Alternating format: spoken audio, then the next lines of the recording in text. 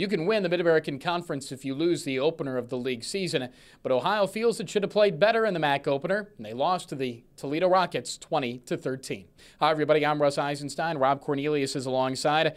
Ohio played well defensively, but the problem was the Cats turned the ball over 5 times, 3 interceptions, 2 fumbles, and they had less than 200 yards.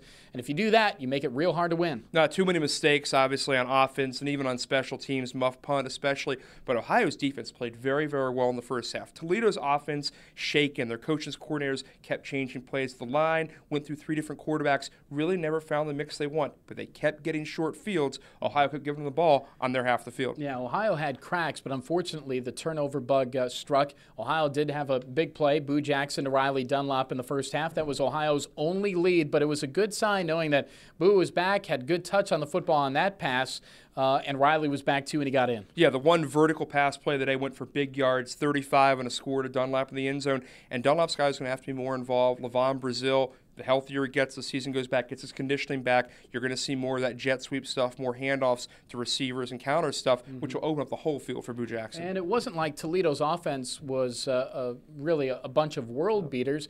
The short field just really killed, and if the short fields were longer with the way that Ohio played defensively, this thing could have been different. Yeah, absolutely. You know, they kept getting shots, and you forget Toledo missed a couple field goals as well. I mean, they got a lot of chances. They didn't cash in, but when you keep getting the ball at the 25, good things are eventually going to happen for you. Yeah, the problem with this, though, is the way that it's set up. It's an early conference game, so you go out of league for 2 weeks against Ohio State and Marshall, and then you pick it back up against Bowling Green.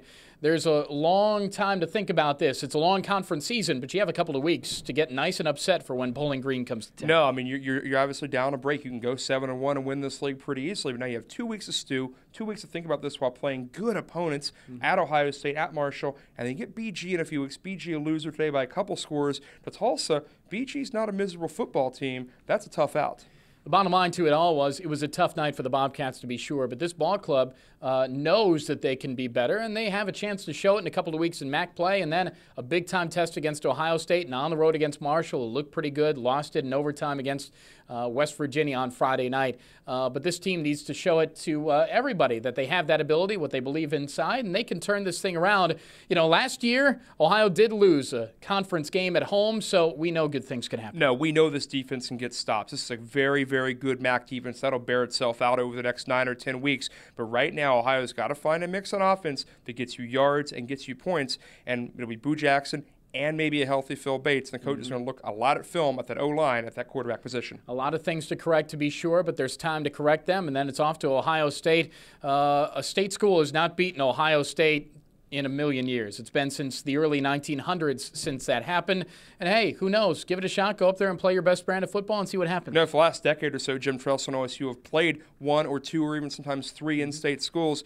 Give it a shot. Ohio winning, almost got the surprise in '99, almost gets the surprise in '08. This is not a task that is insurmountable. Yeah, play strong. We'll see what happens in Columbus coming up on Saturday. But unfortunately, Ohio turned the ball over, couldn't get the offense going. The defense looked pretty good. If this thing went a little differently, if the game extended a little longer, and maybe if the field wasn't so short for Kent State, Ohio might have been on the other side of this one. But they lose it 20-13 to the Toledo Rockets, and program win number 500 will have to wait, and the streak breaker against Toledo will have to break a little later, as Ohio has now lost 12 in a row to the Toledo Rockets. Up to the Horseshoe on Saturday. We'll see what happens. Ohio and Ohio State. Now for Rob Cornelius, I'm Russ Eisenstein. The final, Toledo 20, Ohio 13, and this is Bobcat TV.